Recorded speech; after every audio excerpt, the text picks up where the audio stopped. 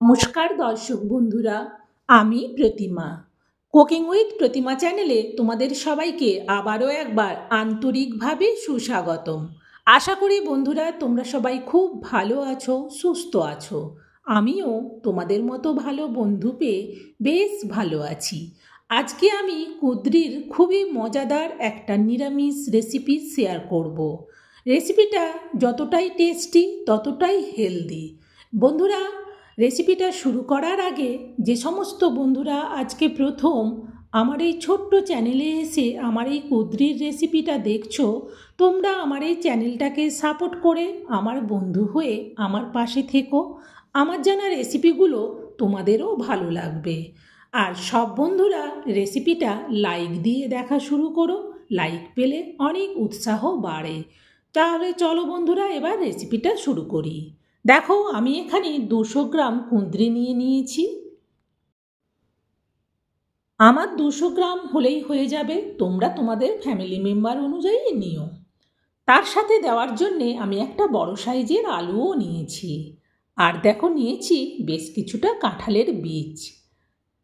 এই কুঁদরি আলুর সাথে কাঁঠালের বীজটা দিয়ে আমি কিভাবে রান্নাটা করি তোমরা কিন্তু সেটা পুরোটা দেখো। তাহলে চলো এবার এগুলো কেটে নিই। দেখো, কাঁঠালের বীজটাকেও ছাড়িয়ে নিয়েছি, একটা আলাদা জায়গায় রেখেছি। আর আলুকেও আলাদা জায়গায় রেখেছি। আর কুঁদরিকেও আলাদা রেখেছি। এবার এগুলো আমি ধুয়ে নেব। এগুলো কিন্তু আলাদা আলাদা করেই ধুইব, এগুলো একসঙ্গে মিশিয়ে দেবো না। চলো তাহলে ধুয়ে নিয়ে ফিরে আসছি। দেখো, ধুয়ে নিয়েছি, সব কিছুকে আমি আলাদা আলাদাই রেখেছি। এরপর আমি এতে দেওয়ার জন্য নিয়েছি চা চামচের মাপে 1 চামচ 5 ফোড়ন। ছোট চামচে পড়ে যেতে পারে, তাই মাপটা নিয়ে বড় চামচে করে নিয়েছি। বন্ধুরা, আজকের রেসিপিটা শুদ্ধ 5 ফোড়ন দিয়ে, অথচ খেতে কিন্তু খুব সুন্দর হবে। তোমরা তাই কিন্তু কেউ টেনে টেনে ভিডিওটা দেখো না। আমি কিভাবে শুধু 5 ফোড়ন দিয়ে রেসিপিটা বানাই তোমরা পুরোটা দেখো। দেখো, এবার আমি গ্যাস জেলে কড়া বসিয়ে দিয়ে তাতে দিয়ে দিচ্ছি তেল। খুন্তি দিয়ে তেলটাকে একটু কড়ার উপর পর্যন্ত চাড়িয়ে নিলাম। এরপর আমি তেলের মধ্যে দিয়ে দিচ্ছি একটা তেজপাতা, 2টো শুকনো লঙ্কা, আর দিচ্ছি অল্প একটু 5 ফোড়ন। ওই 5 ফোড়ন থেকেই অল্প একটু 5 ফোড়ন দিলাম। এবার এগুলোকে 2 মিনিট ভেজে নেব। তারপর আমি দিয়ে দিচ্ছি আলুগুলো। আলুগুলো দেওয়ার পর খুন্তি দিয়ে ভালো করে উল্টে পাল্টে আলুটাকে ভাজতে থাকবো।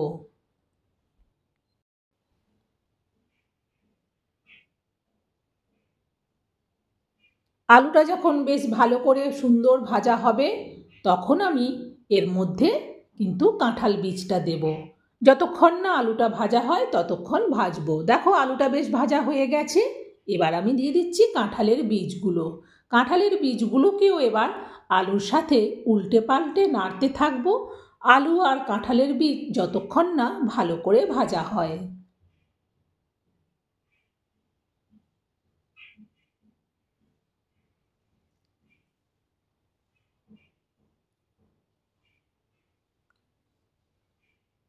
দেখো, বেশ সুন্দর করে কিন্তু কাঁঠালের বীজটাও ভাজা হয়ে গেছে আলুর সাথে। এরপর দিয়ে দেবো কেটে রাখা কুঁদরিগুলো। কুঁদরিগুলো দেওয়ার পর খুন্তি দিয়ে ভালো করে উল্টে পাল্টে এবার আলু কাঁঠালের বীজের সাথে কুঁদরিটাকেও ভালো করে ভাজতে থাকবো।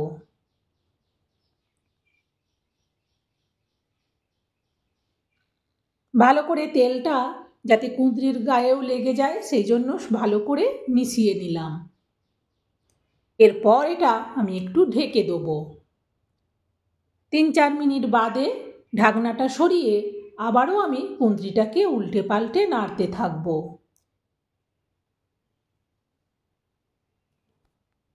এরপর এতে দিয়ে দেবো পরিমাণ মতো লবণ, আর দেব অল্প একটু চিনি। লবণ চিনিটা দেওয়ার পর আবারও খুন্তি দিয়ে ভালো করে কুঁদরি আলু কাঁঠালের বীজটাকে উল্টে পাল্টে নাড়তে থাকব। এরপর আমি এতে দিয়ে দেবো পরিমাণ মতো হলুদ, আর দেব পরিমাণ মতো লঙ্কার গুঁড়ো। লঙ্কা আর হলুদটা দেওয়ার পর ভালো করে এটাকে উল্টে পাল্টে নাড়তে থাকবো। এতে করে কাঁঠালের বীজ, আলু, কুঁদরি এটাও বেশ ভাজা হবে, তার সাথে হলুদ, লঙ্কার গুঁড়ো এটাও ভাজা হয়ে যাবে। সুন্দরভাবে দেখো কালার হয়ে গেছে। বেশ ভালো করে এরকম যখন কষিয়ে ভাজা হয়ে যাবে তখন এতে দিয়ে দেবো আমি পরিমাণ মতো জল।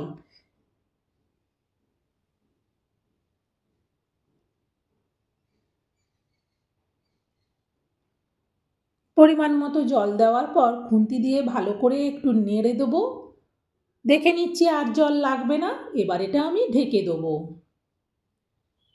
এটাকে ঢেকে রেখে দিয়ে আমি পাশের গ্যাসে বাকি 5 ফোড়নটা ভেজে নেব।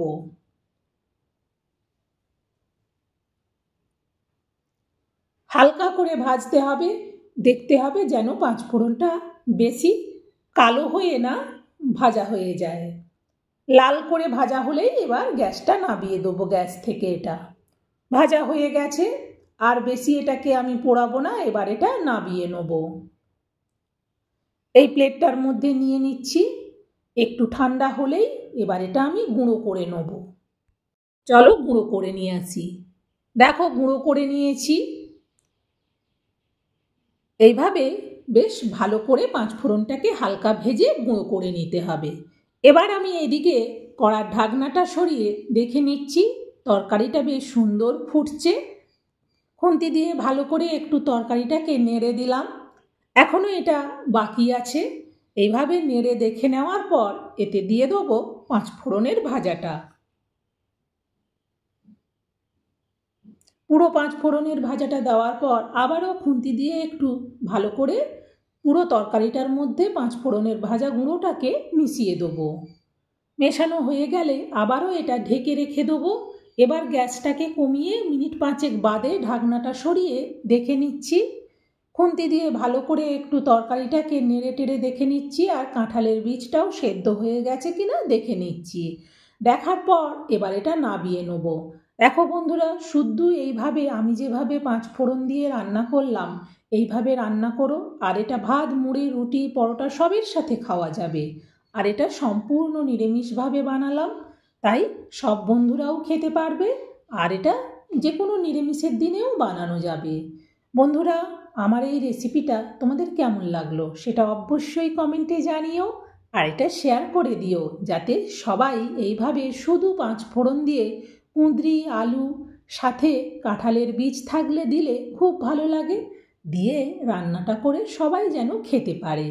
এটা ভীষণই হেলদি, এতে কোনো হেভি মশলা নেই, আর এটা টেস্টিও হয় খুব। বন্ধুরা, আজকের মতো রেসিপি শেষ। তোমরা সবাই ভালো থেকো, সুস্থ থেকো, আর আমাকে ভালোবাসা দিতে থেকো। আবার পরের রেসিপিতে দেখা হবে। টাটা।